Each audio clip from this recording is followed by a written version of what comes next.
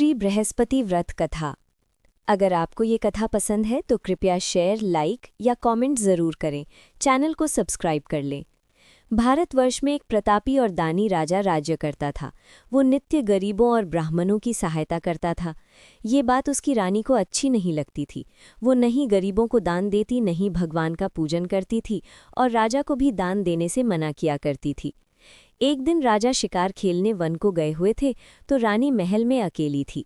उसी समय बृहस्पति देव साधु वेश में राजा के महल में भिक्षा के लिए गए और भिक्षा मांगी। रानी ने भिक्षा देने से इनकार किया और कहा, हे साधु महाराज, मैं तो दान पुण्य से तंग आ गई हूँ। मेरा पति सारा धन लुटाते रहते हैं। मेरी इच्छा है कि हमारा धन नष्ट हो जाए, फिर न रहेगा बांस न बजेगी बांसुरी। साधु ने कहा, देवी, तुम तो बड़ी विचित्र हो। धन संतान तो सभी चाहते हैं, पुत्र और लक्ष्मी तो पापी के घर भी होने चाहिए। यदि तुम्हारे पास अधिक धन है तो भूखों को भोजन दो, प्यासों के लिए प्याऊ बनवाओ, मुसाफिरों के लिए धर्मशालाएं खुलवाओ। जो निर्धन अपनी कुंवारी कन्याओं का विवाह नहीं कर सकते, उनका विवाह करा दो। ऐसे और कई काम हैं जिनके करने से तुम्हारा यश लोक परलोक में फैलेगा। परंतु रानी पर उपदेश का कोई प्रभाव न पड़ा। वो बोली, महाराज, आप मुझे कुछ न समझाएं। मैं ऐसा धन नहीं चाहती जो हर जगह बांटती फिरूं। साधु ने उत्तर दिया, यदि तुम्हारी ऐसी इच्छा है तो तथास्तु। तुम ऐसा करना कि बृहस्पतिवार को घर लीपकर पीली मिट्टी से अपना सिर धोकर स्नान करना, भट्टी चढ़ाकर कपड़े धोना। ऐसा करने से आपका सारा धन नष्ट हो जाएगा। इतना कहकर वो साधु महाराज वहां से आलोप हो गए। साधु के अनुसार कही बातों को पूरा करते हुए रानी को केवल 3 बृहस्पतिवार ही बीते थे कि उसकी समस्त धन संपत्ति नष्ट हो गई। भोजन के लिए राजा का परिवार तरसने लगा। तब एक दिन राजा ने रानी से बोला कि हे रानी, तुम यहीं रहो, मैं दूसरे देश को जाता हूँ, क्योंकि यहाँ पर सभी लोग मुझे जानते हैं, इसलिए मैं कोई छोटा कार्य नहीं कर सकता। ऐसा कहकर राजा परदेश चला गया। वहां वो जंगल से लकड़ी काटकर लाता और शहर में बेचता। इस तरह वो अपना जीवन व्यतीत करने लगा। इधर राजा के परदेश जाते ही रानी और दासी दुखी रहने लगी। एक बार जब रानी और दासी को 7 दिन तक बिना भोजन के रहना पड़ा तो रानी ने अपनी दासी से कहा, हे दासी, पास ही के नगर में मेरी बहन रहती है, वो बड़ी धनवान है, तो उसके पास जा और कुछ ले आ ताकि थोड़ी बहुत गुजर बसर हो जाए। दासी रानी की बहन के पास गई। उस दिन गुरुवार था और रानी की बहन उस समय बृहस्पति व्रत की कथा सुन रही थी। दासी ने रानी की बहन को अपनी रानी का संदेश दिया, लेकिन रानी की बड़ी बहन ने कोई उत्तर नहीं दिया। जब दासी को रानी की बहन से कोई उत्तर नहीं मिला तो वो बहुत दुखी हुई और उसे क्रोध भी आया। दासी वापस आकर रानी को सारी बात बता दी। सुनकर रानी ने अपने भाग्य को कोसा। उधर रानी की बहन ने सोचा कि मेरी बहन की दासी आई थी, परंतु मैं उससे नहीं बोली, इससे वो बहुत दुखी हुई होगी। कथा सुनकर और पूजन समाप्त करके वो अपनी बहन के घर आई और कहने लगी, हे बहन, मैं बृहस्पतिवार का व्रत कर रही थी।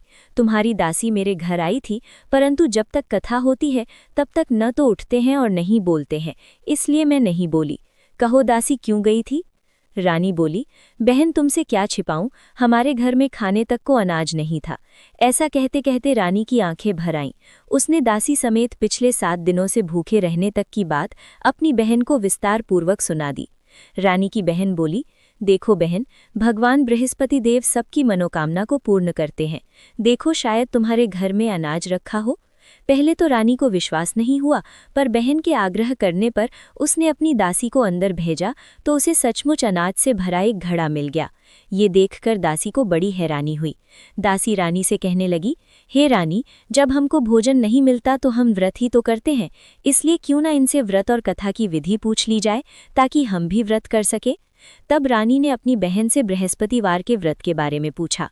उसकी बहन ने बताया, बृहस्पतिवार के व्रत में चने की दाल और मुनक्का से विष्णु भगवान का केले की जड़ में पूजन करें तथा दीपक जलाएं, व्रत कथा सुने और पीला भोजन ही करें।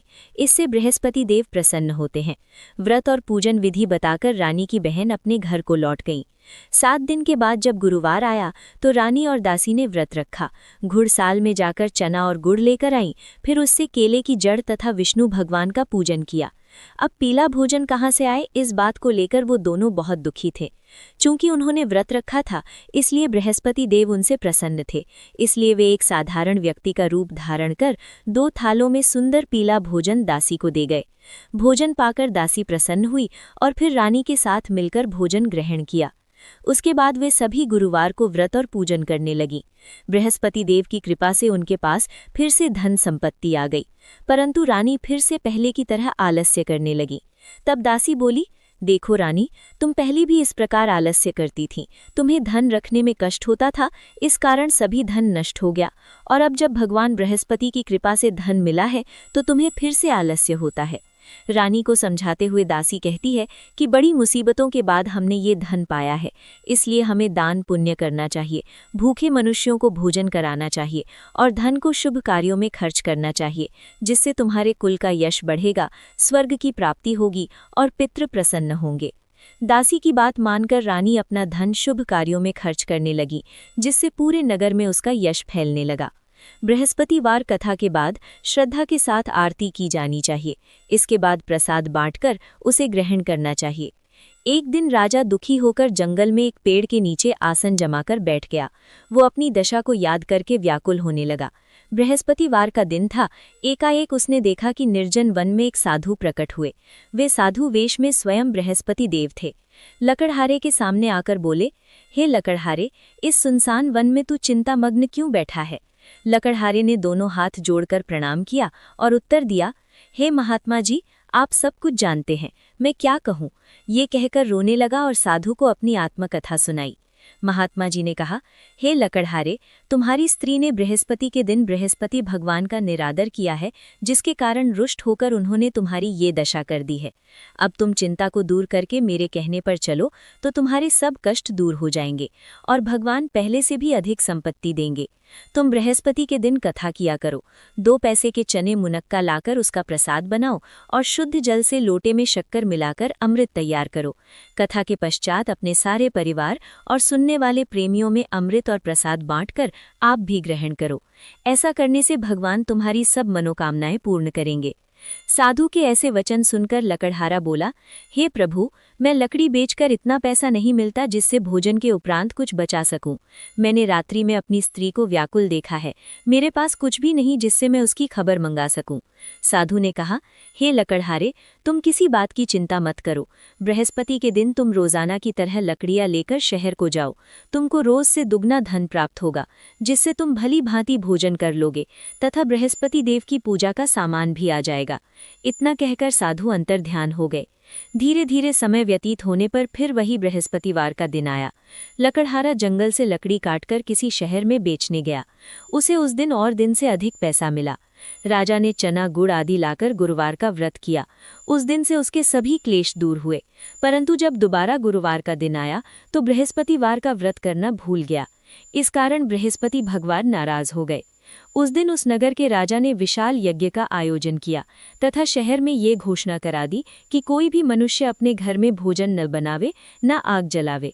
समस्त जनता मेरे यहाँ भोजन करने आवे। इस तरह की घोषणा संपूर्ण नगर में करवा दी गई। राजा की आज्ञानुसार शहर के सभी लोग भोजन करने गए, लेकिन लकड़हारा कुछ देर से पहुंचा, इसलिए राजा उसको अपने साथ घर लिवा ले गए और ले जाकर भोजन करा रहे थे तो रानी की दृष्टि उस खूंटी पर पड़ी जिस पर उसका हार लटका हुआ था। वो वहां पर दिखाई नहीं दिया। रानी ने निश्चय किया कि मेरा हार इस मनुष्य ने चुरा लिया है। उसी समय सिपाहियों को बुलाकर उसको कारागार में डलवा दिया। जब लकड़हारा कारागार में पड़ गया और बहुत दुखी होकर विचार करने लगा कि न जाने कौन से पूर्व जन्म के कर्म से मुझे ये दुख प्राप्त हुआ है, और उसी साधु को याद करने लगा। उसी समय तत्काल बृहस्पति देव साधु रूप में प्रकट हुए और उसकी दशा को देखकर कहने लगे, अरे मूर्ख, तूने बृहस्पति देव की कथा नहीं करी, इस कारण तुझे दुख प्राप्त हुआ है। अब चिंता मत कर, बृहस्पतिवार के दिन कारागार के दरवाजे पर 4 पैसे पड़े मिलेंगे। उनसे तू बृहस्पति देव की पूजा करना, तेरे सभी कष्ट दूर हो जाएंगे। बृहस्पतिवार के दिन उसे 4 पैसे मिले। लकड़हारे ने कथा कही। उसी रात्रि को बृहस्पति देव ने उस नगर के राजा को स्वप्न में कहा, हे राजा, तूने जिस आदमी को कारागार में बंद कर दिया है वो निर्दोष है। वो राजा है, उसे छोड़ देना। रानी का हार उसी खूंटी पर लटका है। अगर तू ऐसा नहीं करेगा तो मैं तेरे राज्य को नष्ट कर दूंगा। इस तरह रात्रि के स्वप्न को देखकर राजा प्रातःकाल उठा और खूंटी पर हार देखकर लकड़हारे को बुलाकर क्षमा मांगी तथा लकड़हारे को योग्य सुंदर वस्त्र आभूषण देकर विदा कर दिया। बृहस्पति देव की आज्ञानुसार लकड़हारा अपने नगर को चल दिया। राजा जब अपने नगर के निकट पहुंचा तो उसे बड़ा आश्चर्य हुआ। नगर में पहले से अधिक बाग, तालाब, कुएं तथा बहुत सी धर्मशालाएं, मंदिर आदि बन गई हैं। राजा ने पूछा, ये किसका बाग और धर्मशाला है? तब नगर के सब लोग कहने लगे कि ये सब रानी और बांदी के हैं। तो राजा को आश्चर्य हुआ और गुस्सा भी आया। जब रानी ने ये खबर सुनी कि राजा आ रहे हैं तो उन्होंने बांदी से कहा, हे दासी, देख राजा हमको कितनी बुरी हालत में छोड़ गए थे। हमारी ऐसी हालत देखकर वो लौट न जाएं, इसलिए तू दरवाजे पर खड़ी हो जा। आज्ञानुसार दासी दरवाजे पर खड़ी हो गई। राजा आए तो उन्हें अपने साथ लिवा लाई। तब राजा ने क्रोध करके अपनी रानी से पूछा कि ये धन तुम्हें कैसे प्राप्त हुआ है? तब उन्होंने कहा, हमें ये सब धन बृहस्पति देव के इस व्रत के प्रभाव से प्राप्त हुआ है। राजा ने निश्चय किया कि 7 रोज बाद तो सभी बृहस्पति देव का पूजन करते हैं, परंतु मैं प्रतिदिन दिन में 3 बार कहानी तथा रोज व्रत किया करूंगा।